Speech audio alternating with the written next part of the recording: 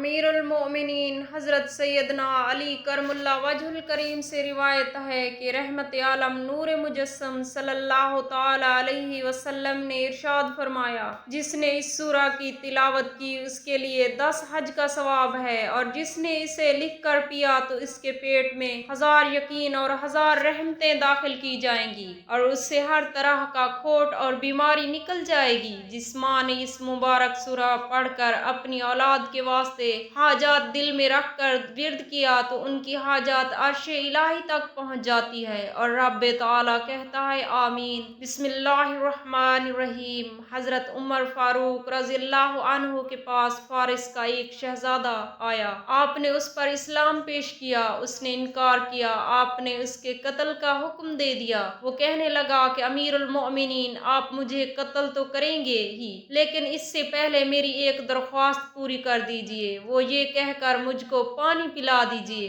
میں پیاسا ہوں۔ آپ نے حکم دیا کہ اس کو پانی پلا دیا جائے۔ جب پانی اس کے پاس آیا، وہ کہنے لگا امیر المؤمنین، اس کا وعدہ فرما لیں کہ جب تک میں پانی نہ پی لوں اس وقت تک مجھے قتل نہ کیا جائے۔ حضرت عمر نے وعدہ فرما لیا۔ اس نے وہ پانی زمین میں گرا دیا اور کہا لیجئے، آپ مجھ کو قتل کیجئے، آپ مجھے قتل نہیں کر سکتے۔ حضرت عمر رضی اللہ عنہ نے فرمایا کہ مجھے اس شخص نے دھوکہ دیا۔ پھر آپ نے حکم دیا کہ اس کو رہا کر دیا جائے، اب وہ اس کا کچھ نہیں بگاڑ سکتا۔ مگر اس کا یہ اثر ہوا کہ اس شہزادے نے تھوڑی دیر کے بعد کہا، اشہد ان لا الہ الا اللہ و اشہد ان محمد رسول اللہ۔ کہنے لگا امیر المؤمنین، اسلام میرے دل میں پہلے ہی آ چکا تھا، مگر اس وقت اگر میں اسلام لاتا تو آپ یہ سمجھتے کہ تلوار کے خوف سے اسلام لایا ہے، اس واسطے میں نے یہ تدبیر کی کہ پہلے آپ کو اپنے قتل سے عاجز کر دیا جائے، پھر اسلام ظاہر کیا۔ حضرت عمر رضی اللہ تعالی عنہ اس بات کی بڑی قدر ہوئی اور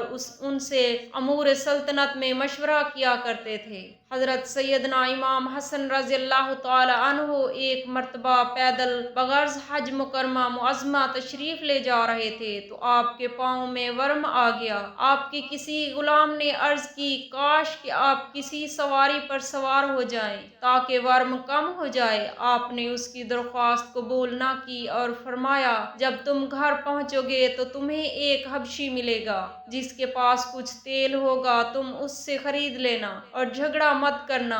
آپ کے غلام نے عرض کیا، میرے ماں باپ آپ پر قربان، ہم نے کسی بھی جگہ کوئی ایسا شخص نہیں دیکھا جس کے پاس ایسی دوا ہو، اس جگہ کہاں دستیاب ہوگی۔ جب وہ اپنی منزل پر پہنچے تو وہ حبشی دکھائی دیا۔ انہوں نے کہا، یہ ہے وہ حبشی جس کے متعلق میں نے بتایا تھا، جاؤ اور اس سے تیل خرید لاؤ اور قیمت ادا کراؤ۔ وہ غلام حبشی کے پاس آیا اور تیل طلب کیا تو اس نے کہا، اے غلام، یہ تیل کس کے لیے خرید رہے ہو؟ غلام بولا، حضرت امام حسن رضی اللہ تعالی عنہ کے لیے۔ اس نے کہا، مجھے ان کے پاس لے چلو، میں ان کا غلام ہوں۔ جب وہ حبشی آپ کے پاس پہنچا تو کہنے لگا، میں آپ کا غلام ہوں، تیل کی قیمت نہیں لوں گا، بس آپ میری بیوی کے لیے جو درد ذہ میں مبتلا ہے دعا فرمائے کہ اللہ تعالیٰ اسے ایک صحیح العزا بچہ عطا فرمائے۔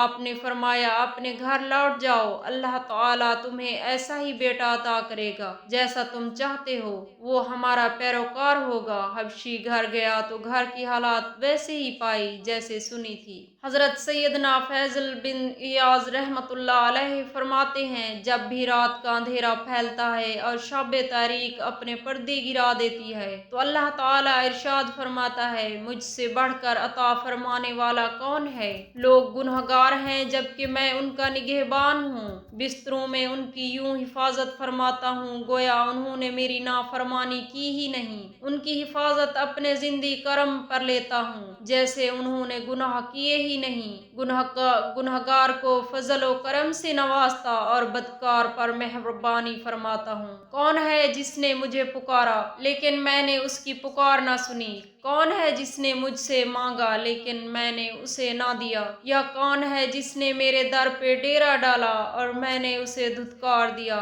میں فضل فرمانے والا ہوں اور ہر فضل میری طرف سے ہی ہے۔ میں جواد ہوں اور ہر موجود میری طرف سے ہی ہے۔ میں کریم ہوں اور ہر کرم میری طرف سے ہی ہے۔ میرا کرم ہے کہ گناہوں کے بعد بھی گناہگار کی بخشش فرما دیتا ہوں۔ یہ میرا ذکر کرنے والے کو یوں عطا فرماتا ہوں گویا اس نے میری نافرمانی کی ہی نہیں۔ تو لوگ مجھے چھوڑ کر کہاں بھاگ رہے ہیں؟ گناہگار میرے دروازے سے کنارہ کش ہو کر کہاں جا رہے ہیں؟ انہیں رزق دیتا ہوں اور بستروں میں ان کی حفاظت فرماتا ہوں گویا انہوں نے میری نافرمانی کی ہی نہیں۔ ان کی حفاظت اپنے ذمہ کر لیتا ہوں جیسے انہوں نے میرے گناہ کیے ہی نہیں۔ میں جواد ہوں، میری مثل کون ہے؟ میں گناہگاروں پر جو دو کرم کر فرماتا ہوں تاکہ وہ تو یہ کریں اور میں انہیں بخش دوں۔ تو بدحالی ہے میری رحمت سے مایوس ہونے والوں کی، بدبختی ہے میری نافرمانی کرنے والوں اور میری قائم کردہ حدود سے بڑھنے والوں کی۔ امت محمدی کی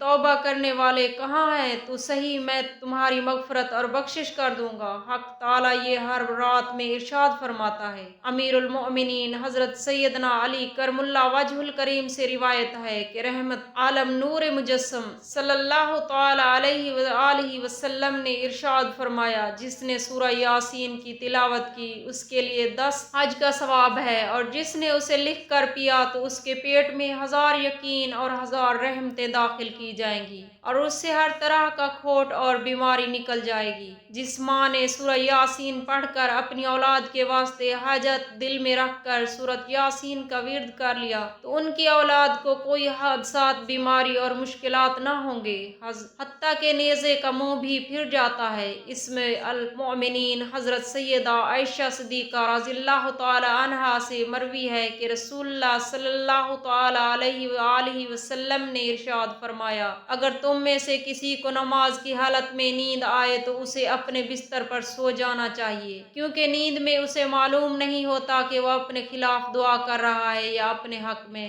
دعا مانگ رہا ہے۔ ان کے علاوہ دنیاوی اعتبار سے جتنے بھی مدراج کے اعلیٰ و ادنا لوگ ہیں، وہ فقیر ہوں یا بادشاہ، وہ امیر ہوں یا وزیر، وہ گداگر ہوں یا کوئی معلم یا متعلم، وہ محدث ہوں یا مفسر، وہ مجاہد ہوں یا غازی، وہ شہید ہوں یا قتیل، وہ اعلیٰ ہوں یا ادنا، وہ غریب ہوں یا مسکین ہوں یا یتیم ہوں، بیوگان، وہ مرد ہو یا عورت، غرض جو کوئی بھی ہو، اسے نیند ضرور آتی ہے۔ صرف ایک ذات ہے جسے نہ اونگ آتی ہے نہ نیند، باقی ہر شخص، ہر فرد، بلکہ انسان ہو یا حیوان، نیند اس کے لیے ضروری ہے۔ نیند قدرتی ایک ایسی نعمت الہی ہے جس سے انسانی و حیوانی توانائیاں لوٹ آتی ہیں، تھکن دور ہو جاتی ہے، تازگی لوٹ آتی ہے۔ نیند نہ آنا ایک بیماری نہیں بلکہ ایک عیب ہے۔ نیند 1000 خوبیوں، نعمتوں اور نوازشوں اور رعنائیوں میں سے ایک ہونے کے باوجود ایک بہت بڑا عیب بھی ہے کہ سونے والے سوتے ہیں تو پھر کھو بھی جاتے ہیں۔ مثل مشہور ہے، جو سوتا ہے وہ کھوتا ہے اور جو کھوتا ہے وہ روتا ہے۔ یہ نیند غفلت کی ہو یا آرام کی، بہرحال نیند ایک عیب بھی ہے کہ کچھ ہوش نہیں رہتا۔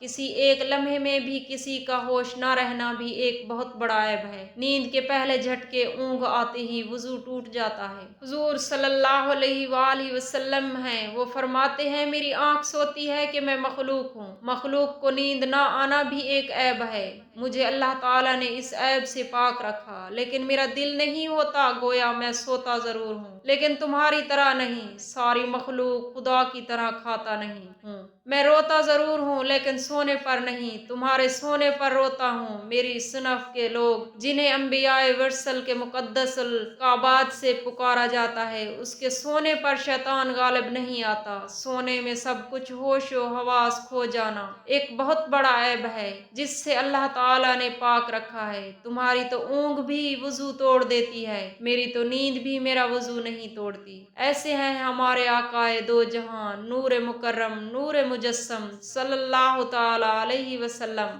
سے دست ادب، گریہ زاری سے، انکساری سے دعا کرتے ہیں، میرے تمام مسلمان بہن بھائیوں کے بچوں کو اللہ رب العزت اپنے حفظ و امان میں رکھے، آمین یا رب العالمین۔